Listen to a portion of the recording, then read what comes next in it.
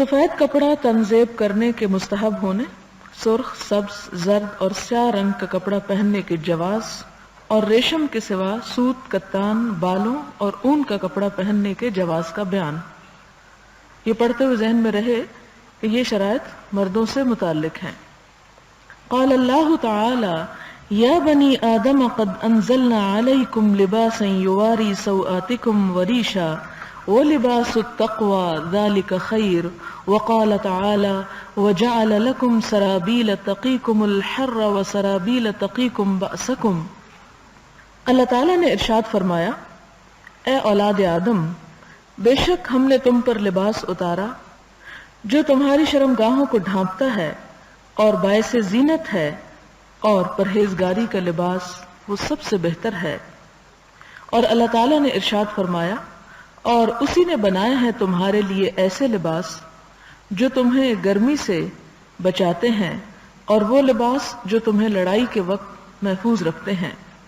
قرآن پاک کی ان دو آیات میں لباس کی ضرورت، لباس کی اہمیت پر بات کی گئی ہے۔ پہلی آیت سورۃ الاعراف کی ہے جس میں لباس کے دو مقاصد بتائے گئے۔ پہلا مقصد لباسا یواری سوآتکم، کہ جو انسان کے جسم کے قابل شرم حصوں کو ڈھانپے۔ انسان اور جانور کے درمیان لباس بہت بڑا فرق ہے۔ جانور کا لباس ایک مستقل لباس ہے، اس معاملے میں اس کا اپنا کوئی اختیار نہیں۔ جس قسم کی کھال یا بال یا پر اس کے جسم پر پہنا دیے گئے، اور جتنے پہنا دیے گئے، اس کے بعد اس کے اپنی کوئی چوائس نہیں کہ اس کو وہ بدل سکے یا اس میں کوئی تبدیلی کر سکے۔ رہا انسان، تو انسان نہ صرف یہ کہ لباس کے بغیر پیدا کیا گیا، یعنی کسی بھی قسم کی بالوں یا پروں یا کھال کے بغیر، اور اس کے لیے اللہ تعالیٰ نے چونکہ عقل اور سمجھ عطا کی، اس لیے اس پر چھوڑا کہ وہ اپنے لیے بہترین لباس خود تیار کرے، اور پھر صرف لباس تیار نہ کرے کہ برائے نام وہ لباس ہو، بلکہ ایسا لباس ہو جو اس کے قابل شرم حصوں کو ڈھانپے، اس کی حیا کے تقاضوں کو پورا کرے۔ اور دوسری شرط یہ کہ وریشا، ریش عربی زبان میں پر کو کہتے ہیں۔ جس طرح پروں کے اندر مختلف رنگ ہوتے ہیں، ڈیزائن ہوتے ہیں، اسی طرح لباس بھی مختلف رنگوں اور ڈیزائنوں کا ہونا چاہیے۔ تو ریش کا ترجمہ عموماً زینت کیا جاتا ہے کہ تمہارے لیے زینت کا سبب ہے۔ اس سے پتہ یہ چلتا ہے کہ اچھا لباس پہننا، اور لباس کے اوپر خاص طور پر عورتوں کے لیے اگر اس کے اوپر مختلف قسم کے رنگ ہیں یا اس کے ڈیزائن ہیں یا اس پر مختلف قسم کی کڑھائیاں ہیں یا پینٹنگز ہیں یا کسی قسم کے طریقے سے بھی، جبکہ وہ اسراف کی حد کو نہ پہنچے، اس قسم کا خوبصورت لباس پہننا وہ قرآن کا تقاضا ہے کہ ریشا کا لفظ استعمال کیا گیا کہ خوبصورت لباس ہو، باعث زینت ہو۔ یعنی عبادت اور تقوی دراصل انسان کے دل کے اندر ہے، ظاہر میں اس کا اظہار ہونا چاہیے، لیکن لباس کی ظاہری زینت بھی تقوی کے خلاف نہیں ہے اگر دل میں انسان کے تکبر نہ ہو۔ جیسا کہ حضرت عائشہ رضی اللہ تعالی عنہا نے آپ صلی اللہ علیہ وسلم سے عرض کیا کہ انسان چاہتا ہے کہ اس کا لباس خوبصورت ہو، اس کے جوتے اچھے ہوں، کیا یہ تکبر میں آتا ہے؟ تو آپ نے فرمایا نہیں، یہ تکبر نہیں ہے۔ تکبر ہے حق کو چٹلانا اور لوگوں کو حقیر سمجھنا۔ اگر انسان کو اللہ تعالیٰ اچھا پہننے کا ذوق اور موقع عطا کرتا ہے تو اسے پہننے میں کوئی حرج نہیں، اپنی حیثیت کے مطابق وہ ضرور پہنے، لیکن یہ نہیں کہ وہ پہننے کے بعد دوسروں کو حقیر سمجھے یا جنہیں وہ پہننا میسر نہیں ان کو ذلیل اور رسوا کرے یا ان پر حقارت کی نگاہیں ڈالے۔ لہذا پہلا تقاضا یہ کہ شرم و حیا کے تقاضوں کو پورا کرے، اور نمبر 2 وریشا، خوبصورتی کا سبب ہو، زینت کا سبب ہو۔ اور اسی طرح ریش جو ہے، چونکہ پروں کو کہتے ہیں، اور پر جو ہے وہ پرندے کے جسم کو حفاظت بھی دیتے ہیں اور اسے گرمی اور سردی سے محفوظ بھی رکھتے ہیں۔ اب دیکھیں کہ اگر پرندے کی صرف سکن ہوتی جس میں پر جڑے ہوئے ہوتے ہیں تو وہ اگر دھوپ میں اور ٹھنڈک میں ایکسپوز ہوتی تو آپ اس سے اندازہ لگا سکتے ہیں کہ وہ اسکن جو ہے وہ جل کے رہ جاتی، نقصان دہ ہوتا اس کے لیے. لیکن جب وہ اس کے اوپر پر آ جاتے ہیں تو وہ نہ صرف یہ کہ خوبصورتی کا کام دیتے ہیں بلکہ اسے موسمی اثرات سے بھی بچاتے ہیں. لہذا لباس ایسا بھی ہونا چاہیے کہ جو انسان کو گرم سرد موسم کی شدت سے بھی محفوظ رکھے. کیوں؟ اس لیے کہ اپنی جان اور جسم کی حفاظت کرنا یہ بھی دینی فرائض میں سے ہے. انسان جان بوجھ کر ایسا لباس نہ پہنے کہ جس کی وجہ سے وہ بیمار ہو یا جس کی وجہ سے وہ اپنے آپ کو کوئی نقصان پہنچائے.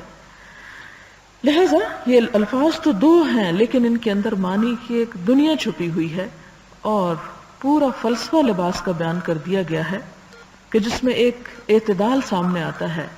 اب دیکھیں کہ تین چیزیں سامنے آ گئی، باحیا لباس ہو، خوبصورت لباس ہو اور جسم کی حفاظت کرنے والا، جسم کے لیے آرام دہ لباس ہو. وَلِبَاسُ التَّقْوَىٰ، اور ان سب کے اوپر جو ضروری ہے وہ یہ ہے کہ لباس تقویٰ ہو، یعنی انسان پہن کر متکبر نظر نہ آئے، انسان پہن کر اس کے جسم سے یا اس کے چال ڈھال سے مسخرہ پن نہ ٹپکے، بلکہ لباس التقویٰ، ایسا لباس کہ جو اس بات کی پہچان ہو کہ پہننے والا اللہ کا بندہ ہے، کیونکہ انسان اپنے طور طریقوں ہی سے پہچانا جاتا ہے. تو تقوی کا لباس، اس میں کیا چیز آتی ہے؟ اس میں پھر وہی آتا ہے کہ شرم و حیا کے تقاضے پورے کرتا ہو اور ایسا لباس ہو کہ جسے پہن کر ایک انسان نہ صرف یہ کہ مومن اور مسلم بلکہ متقی نظر آتا ہو، یعنی تقوی کے خلاف نہ ہو. اور تقوی کس چیز کا نام ہے؟ اللہ تعالیٰ کے احساس کا نام، کہ ایسا لباس نہ ہو کہ جسے دیکھ کر اللہ تعالیٰ کی نافرمانی کا احساس ہوتا ہو.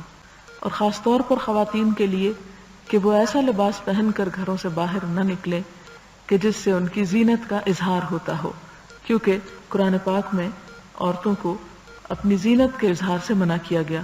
سورۃ النور اس میں واضح طور پر آتا ہے کہ وَلَا يُبْدِينَ زِينَتَهُنَّ إِلَّا مَا ظَهَرَ مِنْهَا، وہ اپنی زینت کا اظہار نہ کریں مگر یہ کہ جو اس میں سے خود بخود ظاہر ہو جائے.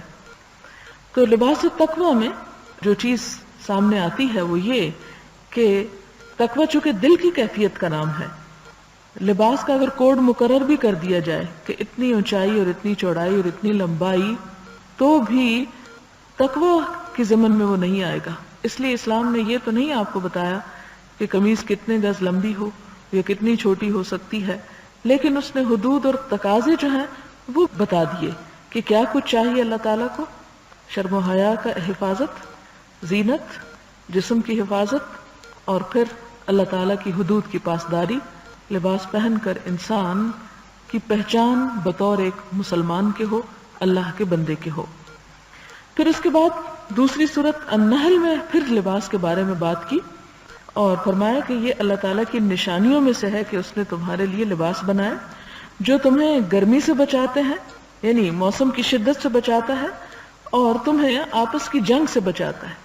یعنی ویسے تو انسان ایسا ہی لباس پہنے گا کہ جو اس کے سارے تقاضے پورے کرے جس کا ذکر کیا گیا، لیکن یہاں پر ایسا لباس پہننے کی طرف بھی اشارہ ہے کہ جو انسان کو جنگ کی تکلیف سے محفوظ رکھتا ہو. اس سے پتہ چلتا ہے کہ اپنی حفاظت کے لیے کوئی ایسی جیکٹ پہننا کہ جس سے انسان دشمن کے وار سے محفوظ رہے، یا جیسے پرانے زمانے میں لوہے کی زرہیں وغیرہ اور لوہے کے ایسے لباس پہنے جاتے تھے کہ جس سے دشمن کے وار سے محفوظ رہا جائے، تو ایسے لباس پہننا تقوی اور توکل کے خلاف نہیں ہے.